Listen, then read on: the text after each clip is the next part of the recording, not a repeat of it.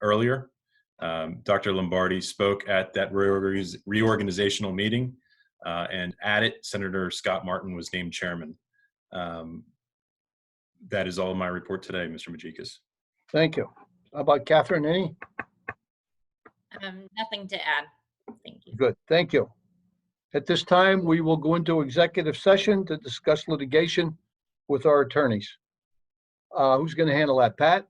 Mark? Yep, you'll be going here in a second. Thank you.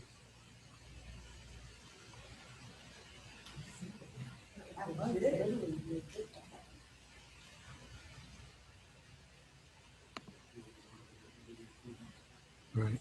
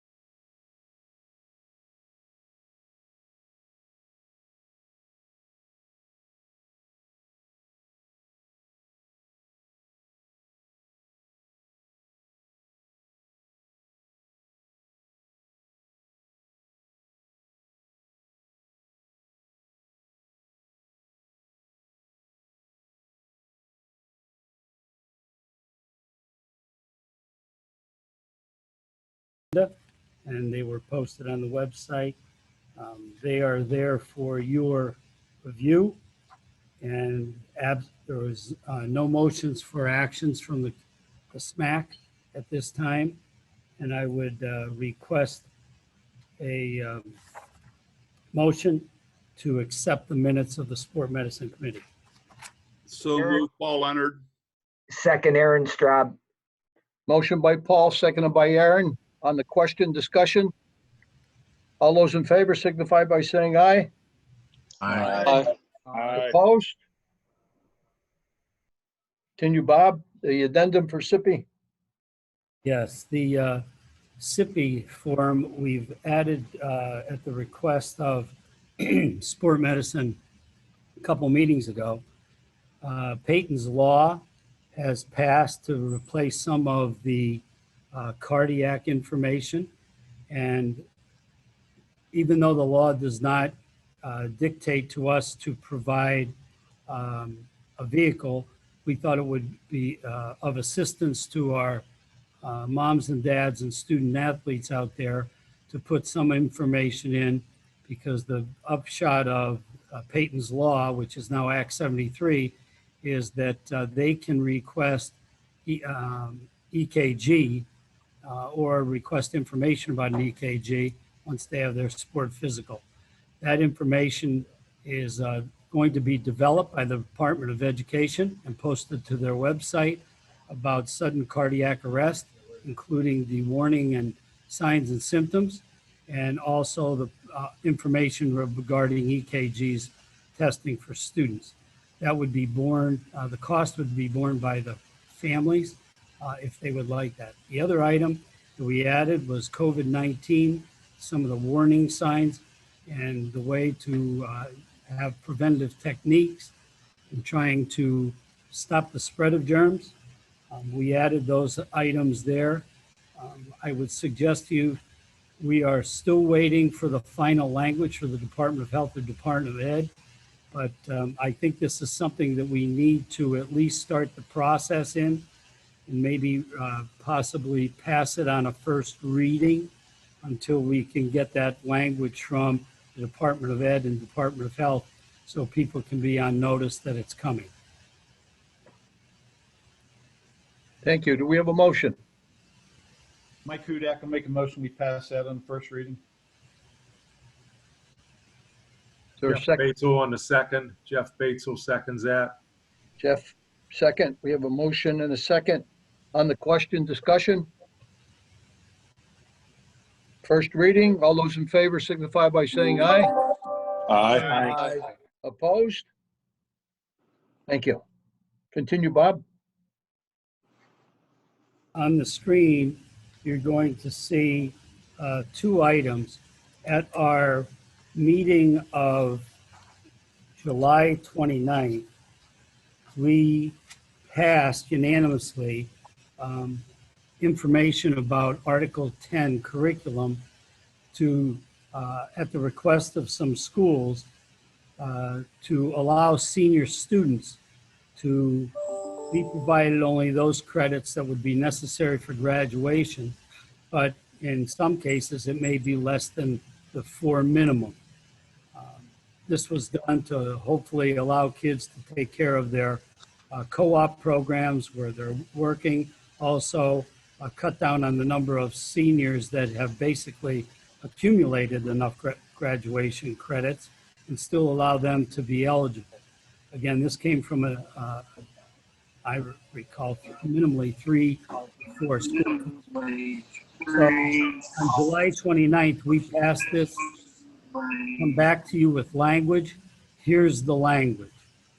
So this is in front of you.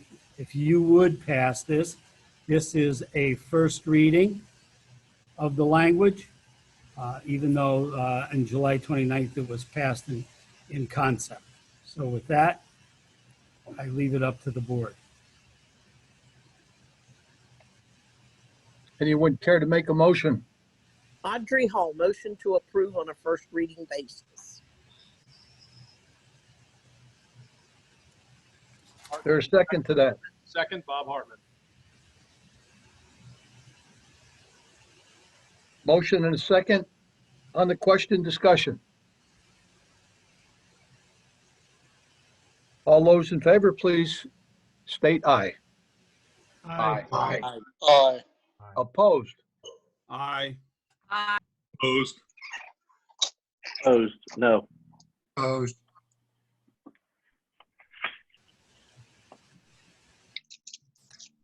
I believe we have 5 noes. 5 nays. 22 yes. Is that correct? 25. 25 yes. Motion passes on a first reading.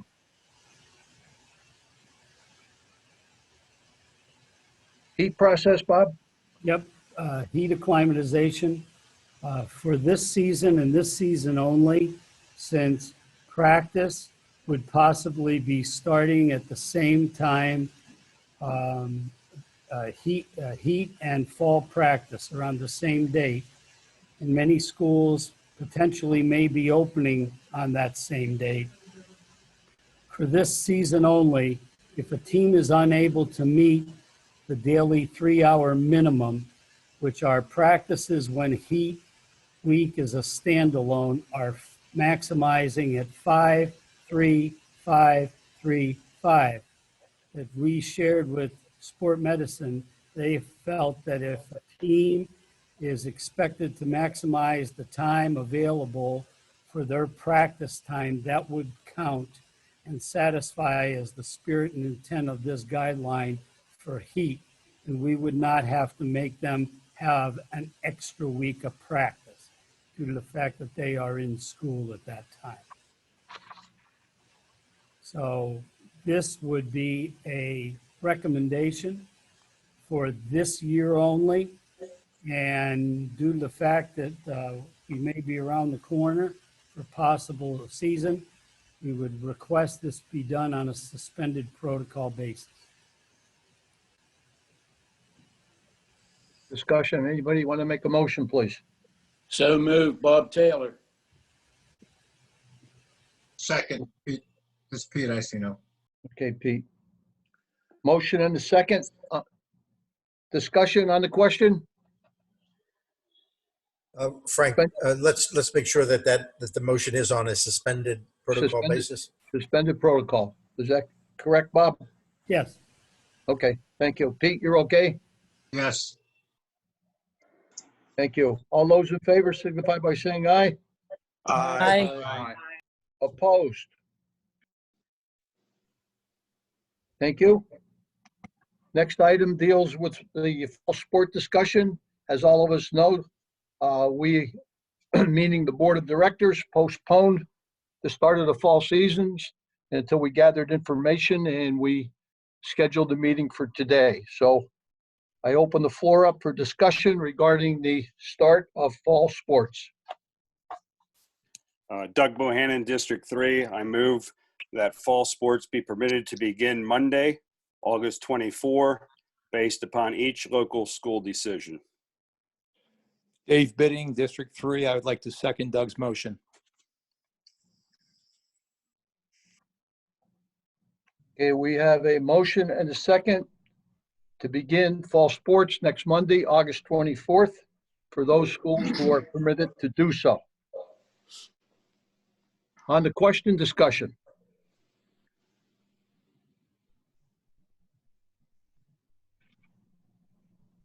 Not hearing any, I ask all those in favor signify by saying aye. Aye. Opposed? No, Michael Allison. No, Karen Arnold. No, Leanne Wenzel.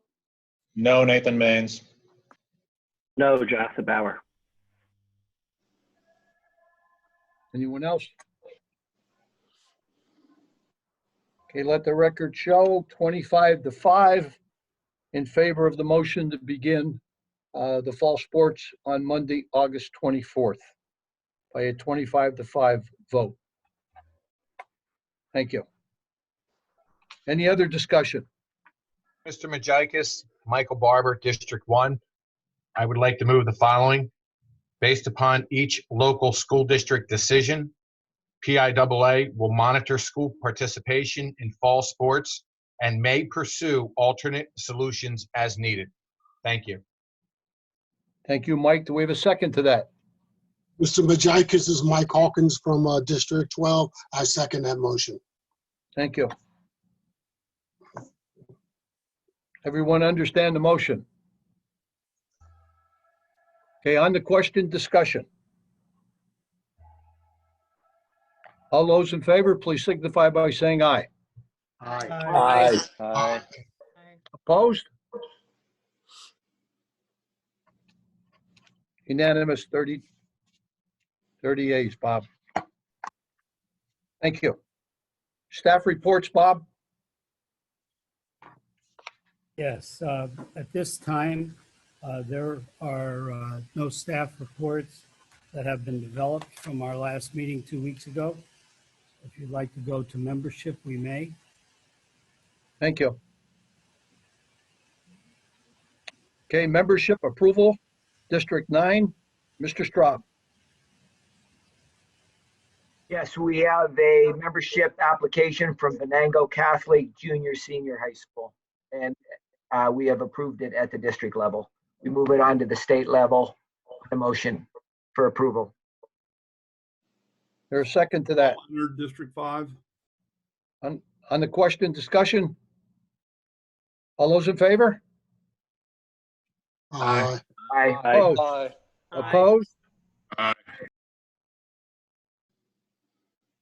Approval request co-op sports effective this coming school year and will not affect classification size. Mr. Bohannon. Motion to approve. Doug, will that be a motion for both? Yes. Okay. There's a second. Audrey Hall, second. On the question, discussion? All those in favor signify by saying aye, please. Aye. Aye. Opposed? Aye. Thank you. District 4, Mr. Bennett. Motion to approve, please. There's a second.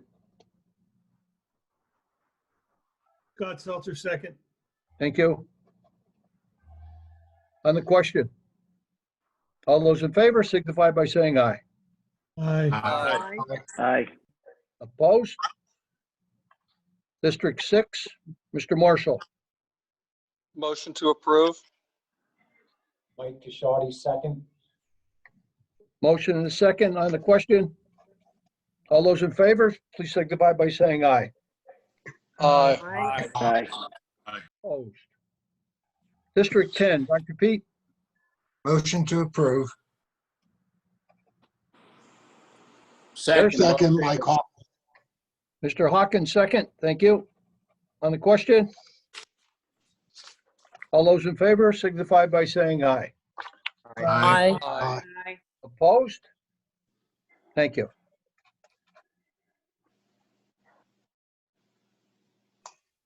Any items from any board members?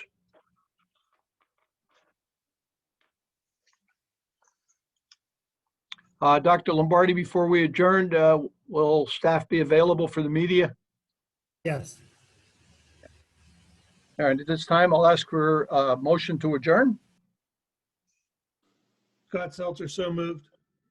Ron Kanansky, Second. Thank you, and we'll keep you informed on the next date of the board meeting, of our next board meeting. Thank you, everyone. Have a nice weekend. Thanks, Frank. Thanks, Frank. Thank you. Thank you. Thanks.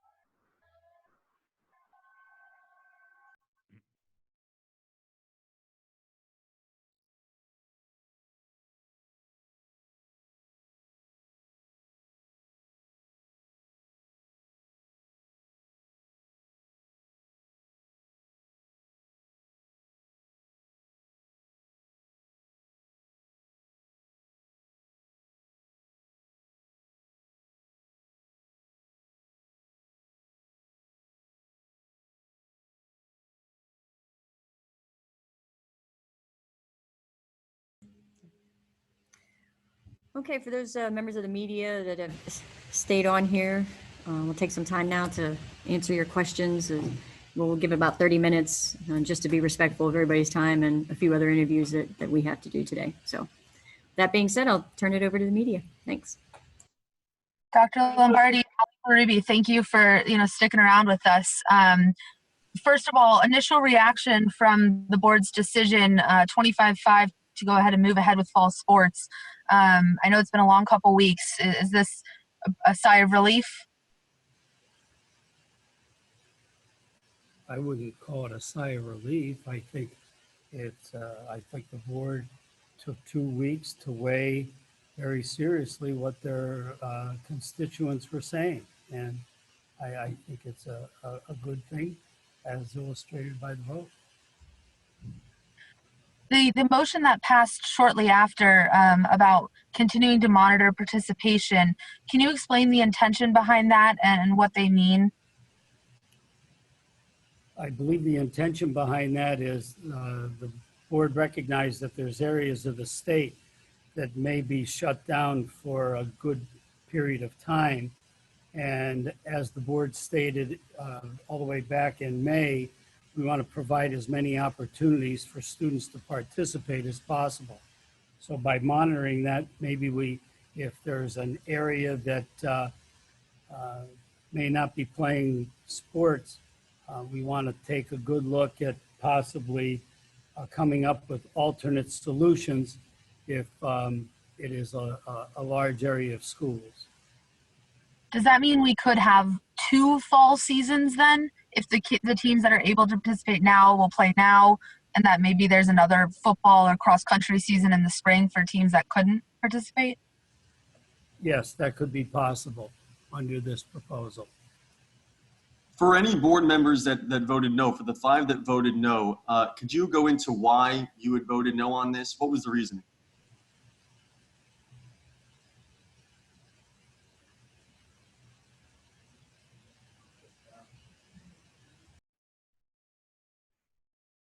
Is there anyone on this call still that voted no?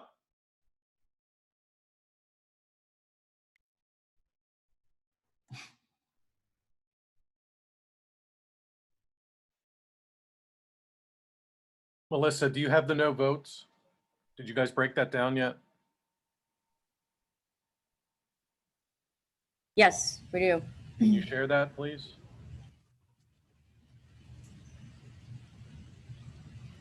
Bear with me.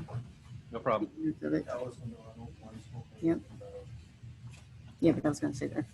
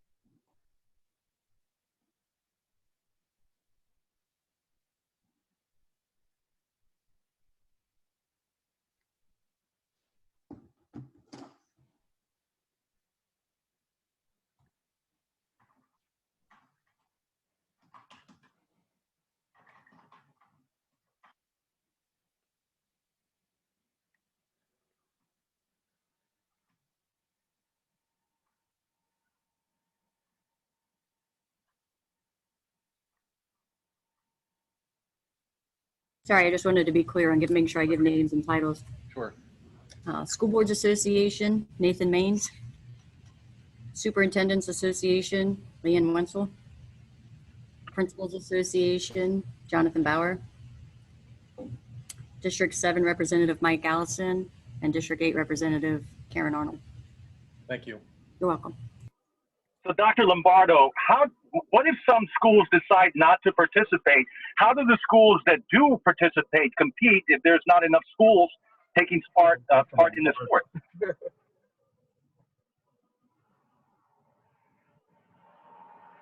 Dr. Lombardo, could you hear me? Yeah, Dan. Go ahead, repeat your question, please, for everybody. Yes. What if some schools do not participate in fall sports, and there's not enough schools to compete with for those schools that are taking part in fall sports? How do you make up that difference? Well, that remains to be seen, but I don't think that's going to happen. Okay. Because we have some schools in our area that already chose not. We have some schools in our area that already chose not to participate, like Cheltenham. The Cheltenham School District is not participating. That is true. And if those schools do not, and there's a large number of them, I think that's what Dr. Barber's motion is, for us to look at possibly alternate solutions for those schools to possibly have a season. Hey, Bob. Yes, Pat. Moving forward, what's the position right now on fans, parents attending, and media attending? Well, my understanding is spectators are not allowed at this point, and that's coming out of the the governor's office with those guidelines that we received. We continue to advocate to have some spectators there, especially at least mom and dad. In the 250 outside would include media, so they would have to be part of that 250. Obviously, 25 inside is going to be tough for coverage that way, unless we can somehow figure out a way that we can modify this. We have asked for consideration, and we have not heard anything back yet. So media will be part of the 250, you're saying? My understanding is yes. Yeah. And as far as the fans go, does this require another meeting between you and the governor or his staff on this? We would hope. And one final question about the schools that don't participate. In your mind, is there a percentage of schools that have to be participating in order to make a fall season viable?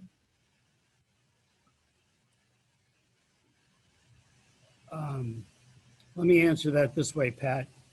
When we paused 2 weeks ago, the homework assignment for everybody was to go back and really solicit information for their schools. The information that we were provided was there seems to be a large majority of people that are going to participate. That may differ in an area or two of the state, and therefore the board wanted to give them the opportunity to participate in that season. Therefore, the second motion by Dr. Barber. Very good. Thank you, Bob. Thanks, Pat. Dr. Lombardi, just back on that note of the things you were working on the last couple of weeks, where did you fall on liability insurance? Is that something that you're going to be able to offer to schools, or can you provide an update on that? At this time, I don't have any more information than what I reported to the Oversight Committee on Tuesday. We are looking at possibly getting something not only for our association that way, but the schools, and that's to be determined. Our initial information is it may be cost prohibitive, but we will work through that. Hey, Bob. Mark, can you hear me? Yes. Mark Burdig, Renda Broadcasting in Indiana. Thanks for doing the media scrum again. Ellie just, I think her name is Ellie, just had one of the questions, but I have two for you. In your, I guess if I say long, successful career, I might be dating you. So anyway, maybe I'll say your short career. Just if you can, talk about the emotional roller coaster ride for you and your executive team these past 5 months, what it's been like. Well, I think, Mark, not having spring sports is always difficult because athletic eligibility and high school participation is a finite item. It's it's 8 consecutive semesters or 4 years, and you don't get an opportunity to do that over.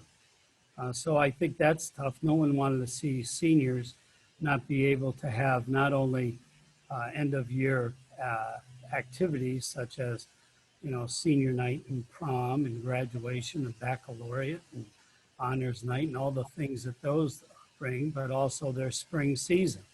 So I think anytime that's kind of difficult for everyone that's involved in athletics.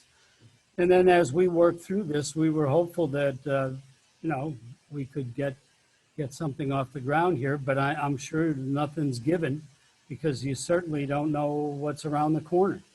So we're doing our best to be advocates for student athletes and try to provide them interscholastic athletic education that is part of the school day. And we think it's important because it's an extension of the classroom.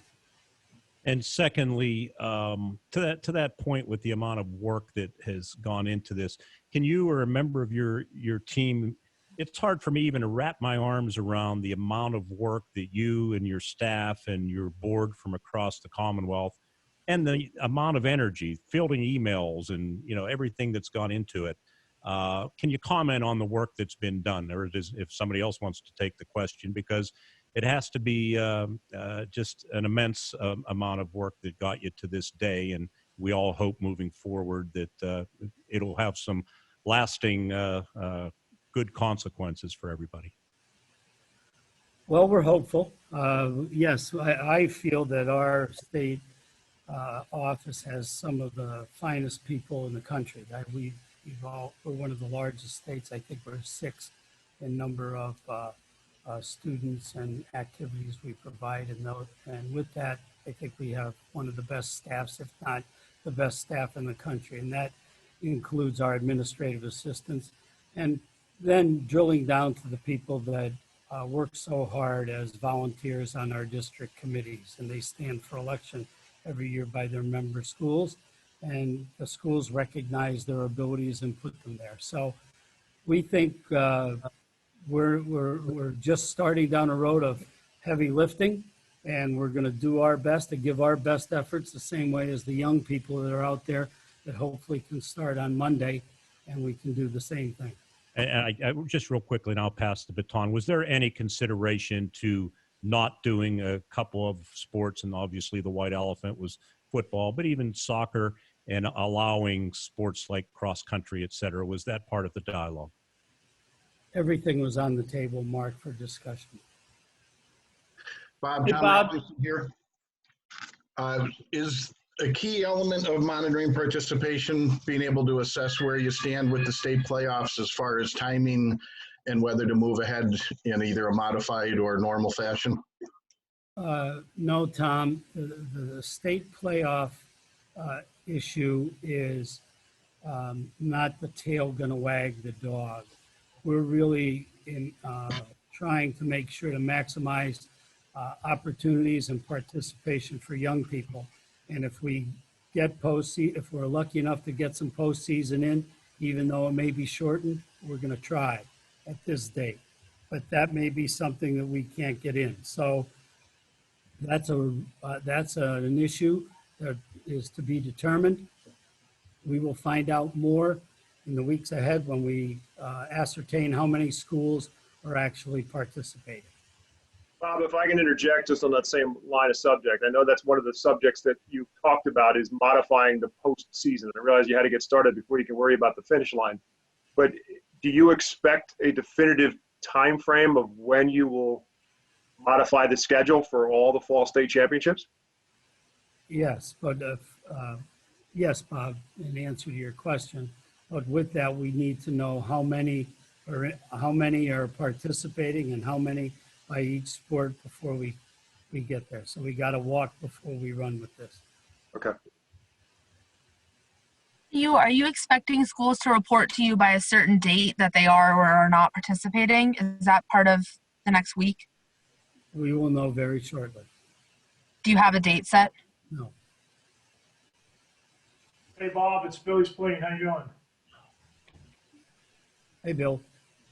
Hey, can you just clarify for heat acclimation? Can you go over that one more time so that teams can, when can they actually start putting pads on? Schools need to have minimally 5 days of heat climatization. After the 5th day, they may start practice. Okay. All right, that's good. So right now we're looking at heat act starting on Monday.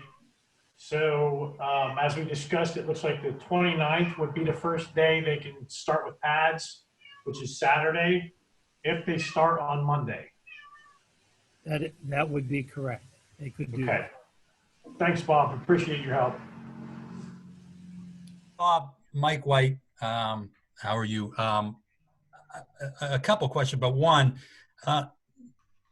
a big concern, question among many schools, coaches, players is there anything from the PIAA, a set recommendation to the schools that what if an athlete tests positive?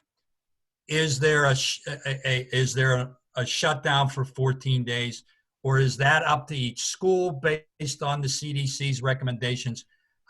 Basically, the question is, where does that stand? Is there any set standard for what would happen, what should happen if a player tests positive? Mike, I think the Department of Ed has put out some guidelines on if a student or a staff member tests, or if 2 or more, and they have some days in there that I believe our schools have to adhere to.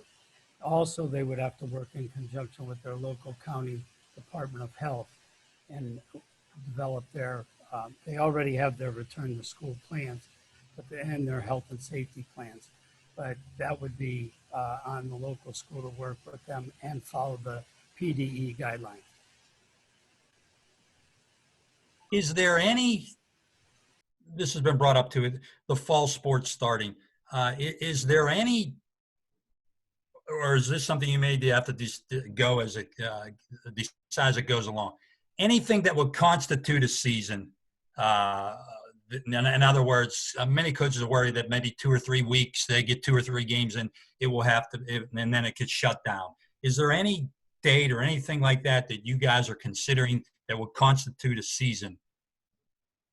Mike, that's an answer that will be forthcoming. I think we have to wait and see what gets in. I don't think that I can answer that with a one-size-fits-all answer, but we are going to monitor that, and that'll be something that could be determined. Dylan Fearon here. Can you just explain personally why you think this makes sense? The state and the governor are going to be making students wear masks and social distance in schools. And then when you're playing football, you're not doing either of those things. Why does this make sense to move forward with fall sports?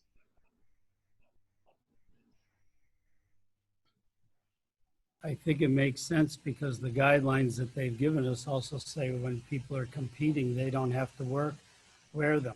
So they recognize that there's an ability there to be able to safely compete without them on. Also, the guidance of being in close proximity for 10 to 15 minutes or more, 6 feet and under. Most of our sports don't do that. The biggest two illustrations are golf and tennis. Also, cross country would lend itself to that with the rolling start and some of the things there. Field hockey and soccer, I think, can make an argument as well. Football becomes a little a challenge. However, our people have seen that they're wearing masks as they're even playing now. And there's a belief of our coaches and a belief of our schools that they can do it safely.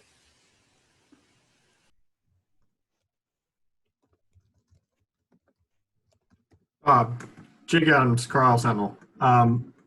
Why these, it seems like a sudden change on wanting to at least give the option for spring sports when, most of the summer you said that it didn't feel tenable to push the fall into the spring. So why allow now some of these schools that have shut down the fall season to have some sort of alternate season?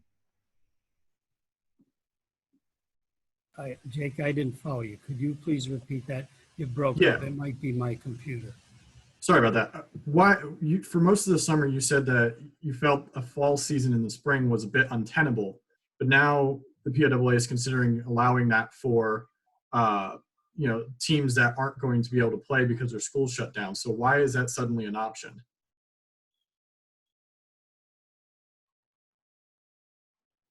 I'm not sure about your first statement because I don't know where you're going with untenable, but I think what we said from May with the board, that the board wanted to capture as many opportunities that we could have for student athletes to participate. I don't think the board has wavered one bit from that comment that was said so eloquently at the May board meeting by Bob Hartman. It might not have been the May meeting, it might have been pushed into June.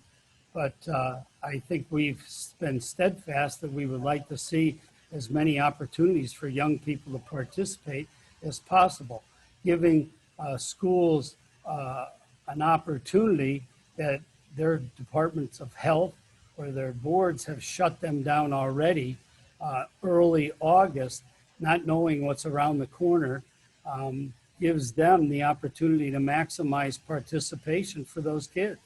So we think it's a fair opportunity that if we have a fall season, those people that can participate, please do. And if we could be lucky enough to have some type of postseason, that'd be great.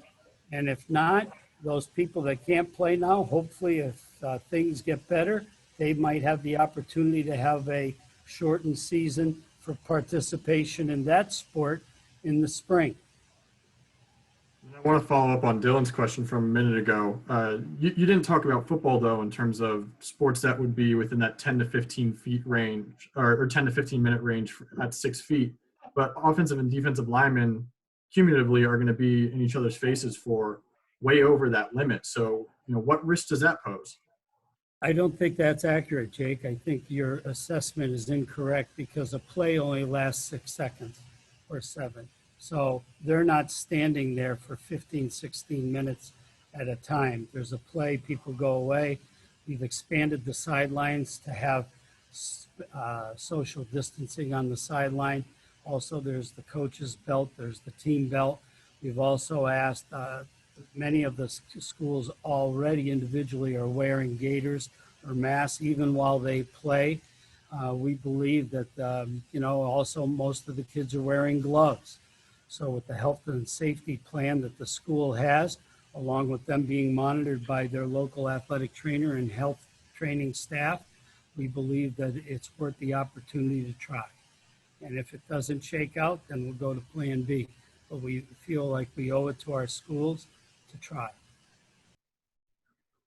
Hey, Dr. Lombardi, it's Steve Bennett from the Citizens Voice. How are you? Good, Steve. Go ahead.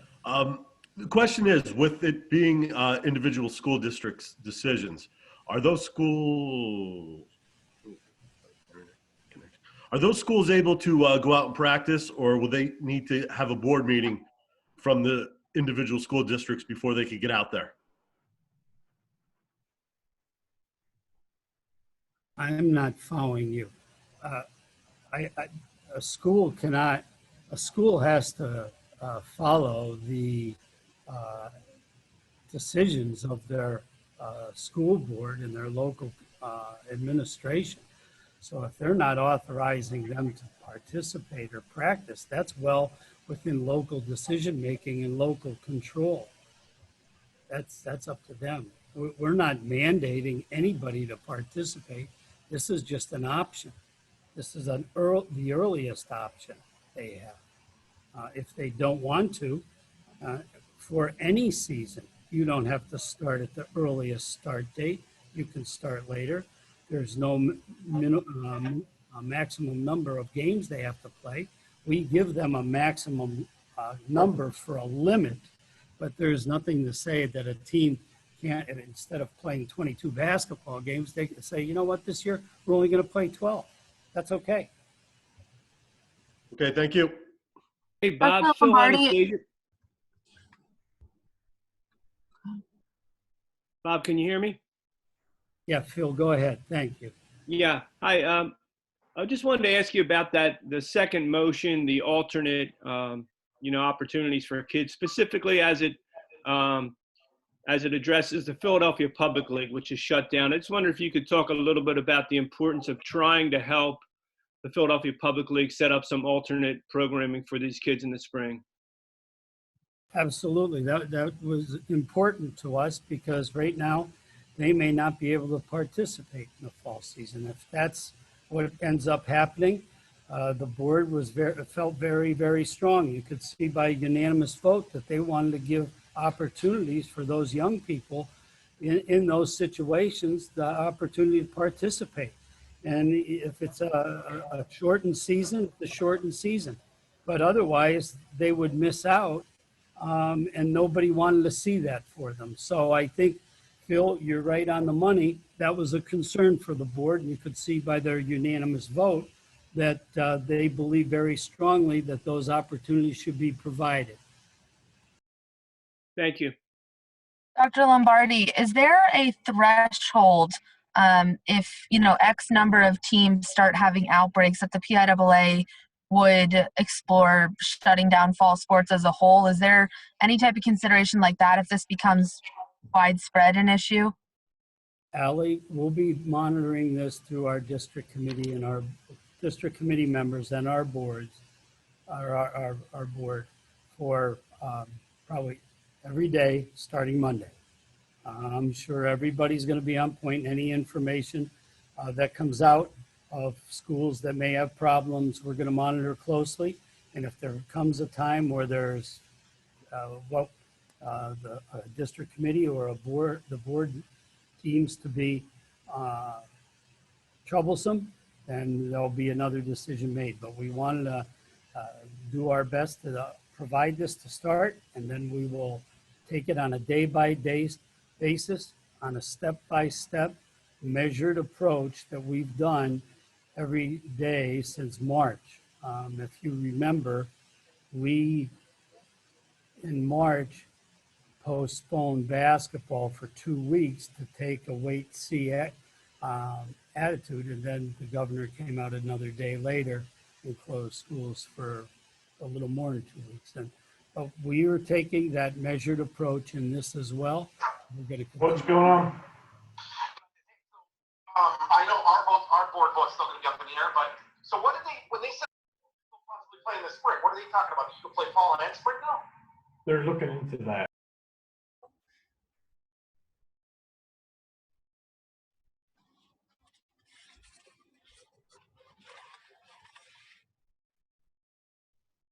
Hi, Dr. Lombardi. Mike Boyden from the Altoona Mirror. I wanted to ask, what's your level of concern about having enough officials? Is that something you guys have talked about with some officials already deciding to opt out? We have done a preliminary look-see, and our number of officials that have gone on what we would call inactive status for the fall season is less than 1%. So we believe we'll have enough of the preliminary information that we're having from officials is they really want to get going. They want to be out on the field doing something they love around young people. And but we're looking forward to that. And there's some officials reps on the call. As I'm speaking, I think I see them shaking their head because that's the feedback they're getting from their local officials. Yeah, if anybody else wants to comment on that, other officials, that'd be great. But thank you very much, Dr. Lombardi. Thanks, Mike.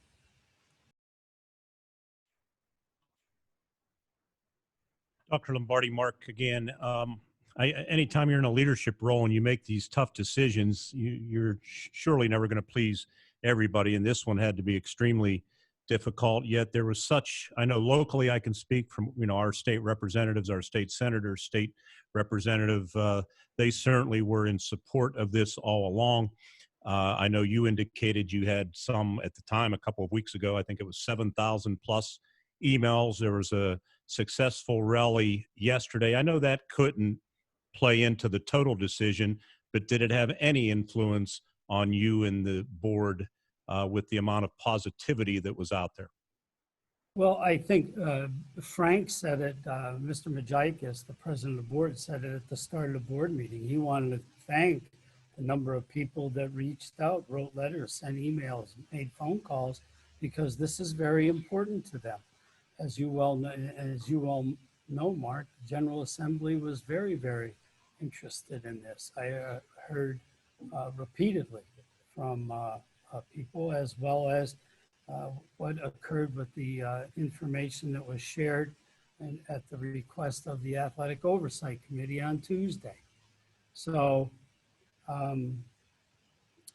would I say, yeah, I think everybody was committed to try. We know there's no guarantees. There's no guarantees in anything, but we're at least making the attempt to try. And if it doesn't go well and we have to shut down, we'll do it, because everybody knows health and safety of everyone is first and foremost.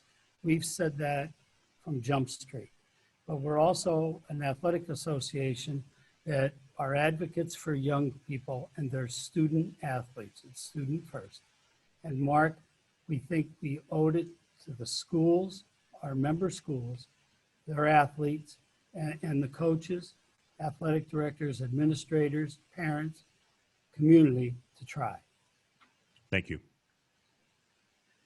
Dr. Lombardi, I just wanted to go back to our original discussion about the outbreaks and things of that nature. My question is there a way schools are expected to report to you or to their districts? Has that been figured out, how schools are supposed to report these things? And will you have like a database of that information? Each district committee will probably be reaching out to their local schools and in communication with them about the start of fall. Dr. Lombardi, Mike Drago from the Reading Eagle. Regarding spectators, you said that you've asked for some consideration on that. How would that have to happen? Would that have to be the state legislature to pass a law, and would the governor have to sign off on that? Well, right now, I believe it's part of their guidance for sport. And hopefully, it wouldn't have to get to that where people are passing legislation, even though I heard some rumblings that there may be something like that in the works. I would hope that maybe the administrative staff could sit with us and we could come up with a number or a percentage that makes some sense. I know our neighbors to the west, Ohio, is using 1,500 for football. Well, I would even hope that if we could get 25% of the capacity of a football stadium, I think it would solve most issues. So we'll continue to keep at that. We hope that that is one of those to be determined answers, Mike. And how confident are you that can happen within the next few weeks in time for the start of football? Well, I think if mom and dad and schools want to contact their local legislator and possibly put some pressure on the governor's staff, that would be helpful. But I'm not in the political world. I'm trying to do our best here for our schools. Oh, it's Billy again. Billy's playing. Hey, as far as transfer rules goes, we're still on transfer rules, correct? Our transfer rule is in effect. Yeah, so those kids who are at districts right now, what is their recourse? What should they be doing to, try and help their cause, I guess? I don't know what else to say. Like anything else, a student should work through his school coach or his athletic administration, central administration, to see if they can get up and running and sponsor the sport. That's a local issue, Billy, and there's a million ways that things like that happen. But the transfer rule is in effect. Okay, thanks, Mom.